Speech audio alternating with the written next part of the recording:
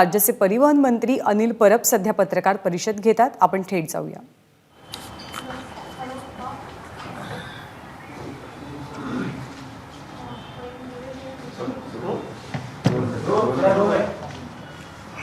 Sir, एक महिना झालेला आहे, एसटीचा संप सुरू आहे, काय अधिक? गेले महिनाभर एसटीचा जो संप चालू होता आणि या संपाच्या पार्श्वभूमीवर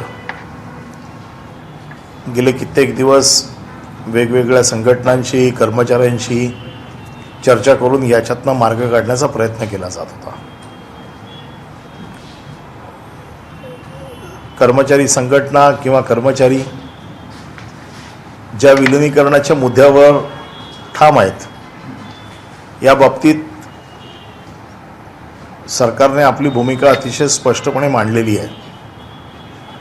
विलिनीकरणाचा मुद्दा जो आहे हा हायकोर्टाने नेमलेल्या समितीच्या समोर आहे आणि या समितीने 12 आठवड्याच्या कालावधीमध्ये राज्य सरकारला आपला अहवाल सुपूर्द करायचा आहे आणि मग मुख्यमंत्र्यांच्या नोटसह तो हायकोर्टात सादर करण्याचा आदेश हायकोर्टाने दिलेला आहे।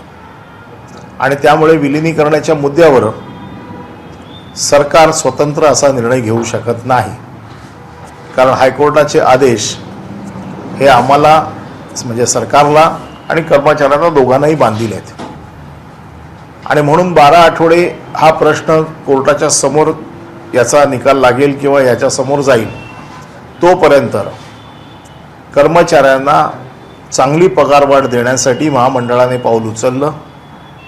महामंडळाने त्यांना सुरुवातीच्या टप्प्यामध्ये 41% पगारवाढ दिली। ही सगळी पगारवाढ त्यांच्या बेसिकमध्ये दिली आणि त्यामुळे बाकीच्या राज्यांच्या तुलनेत किंबहुना काही राज्यांपेक्षा जास्त अशी पगारवाढ एसटी महामंडळाने दिली। यात कमी कालावधीत नोकरी लागलेले कर्मचारी आहेत, जास्त कालावधी ज्यांचा नोकरीचा झाला आहे असे आहेत।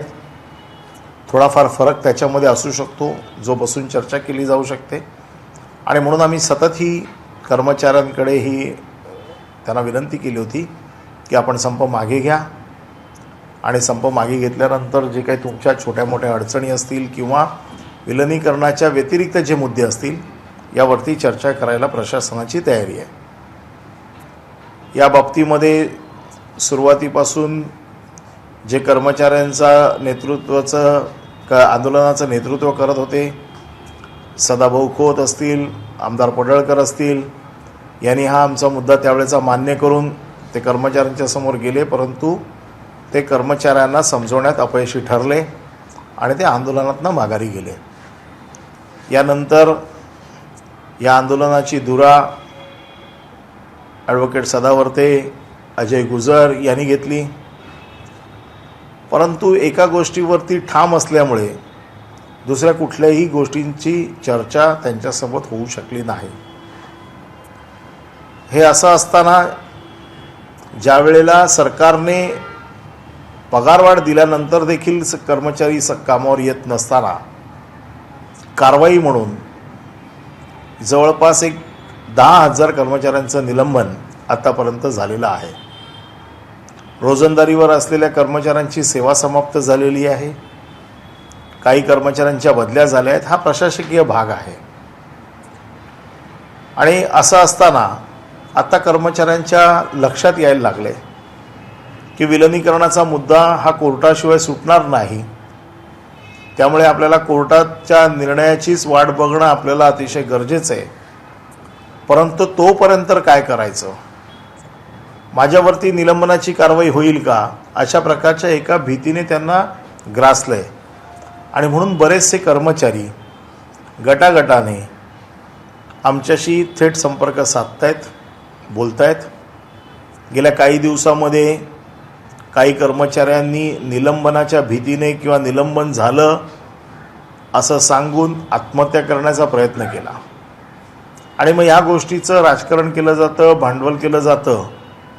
काही आत्महत्यांची कारणं वेगळी असू शकतात, परंतु प्रत्येक आत्महत्येचा प्रयत्न करणं किंवा आत्महत्या करणं याला सध्या एस टीच्या संपाशी जोडलं जात आहे. आणि माणुसकीच्या दृष्टिकोनातनं आत्महत्या कोणी करू नये किंवा कोणालाही आत्महत्या करायला लागू नये हे आमचं देखील धोरण आहे. आम्ही वारंवार विनंती करतो आहे कर्मचाऱ्यांना की आत्महत्या हा त्याच्यावरचा पर्याय नाही.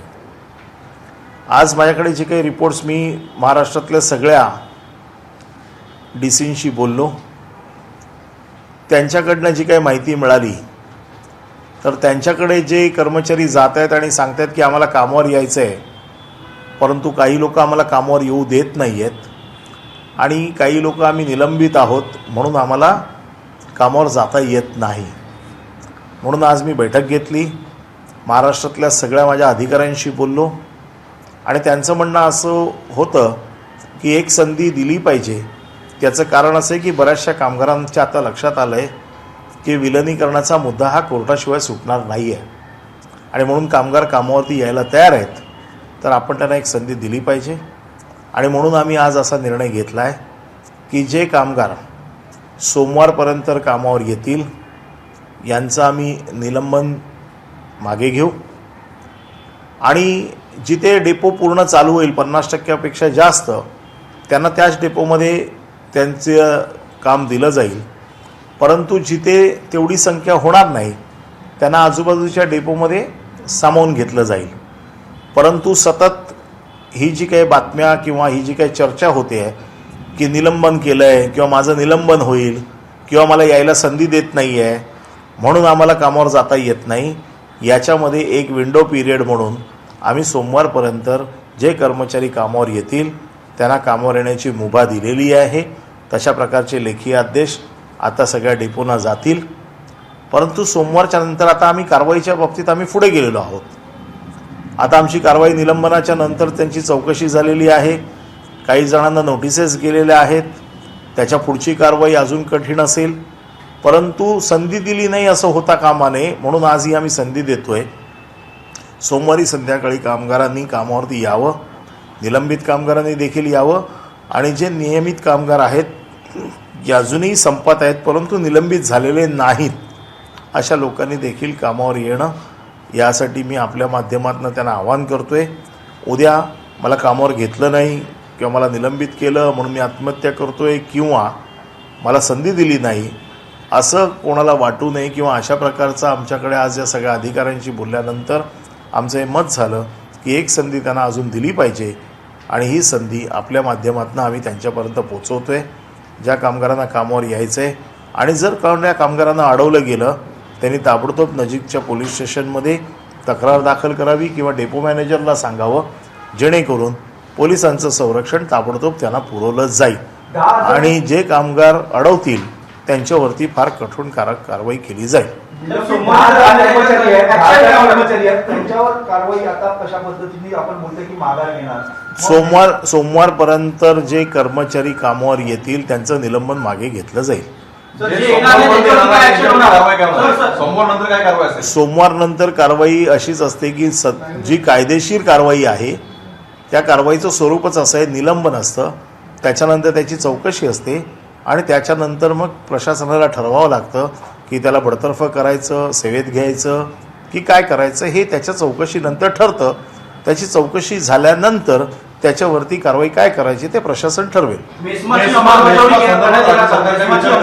ही कायद्याच्या दृष्टिकोनातनं किंवा माणुसकीच्या दृष्टिकोनातनं अजून एक संधी, ज्याला नॅचरल जस्टिस म्हणतात, तो देण्याचा आम्ही प्रयत्न करतोय.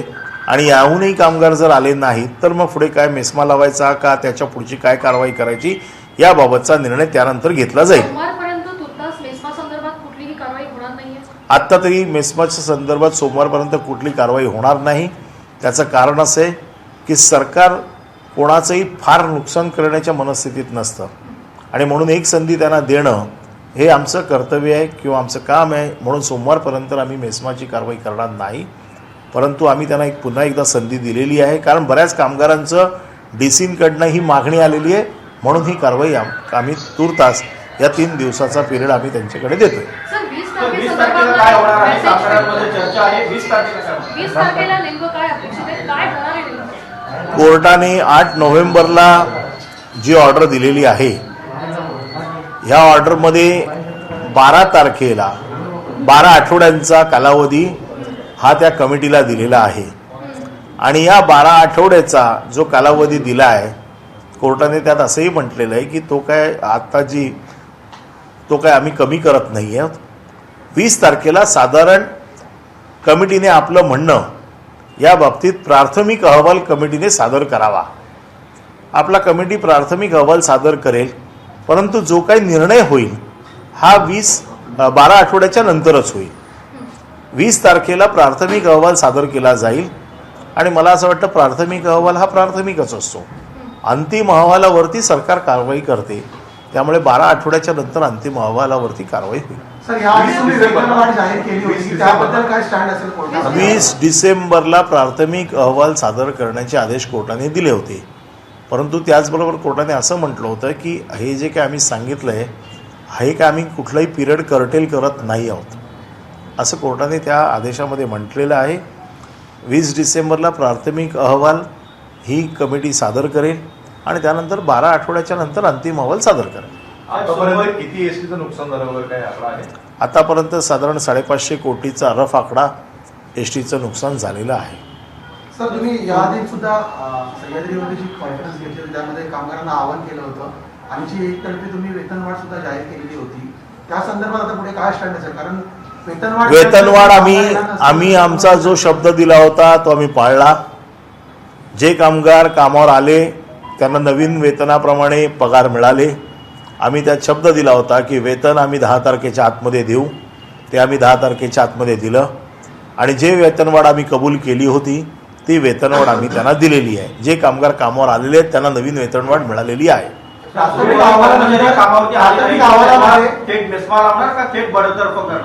नाही, त्याच्या पुढे जी कायदेशीर कारवाई असेल, मग या कारवाईची स्वरूप वेगवेगळी आहेत, ती पूर्ण कायदेशीर कारवाई कायदेशीर बाबी तपासून केल्या जातील.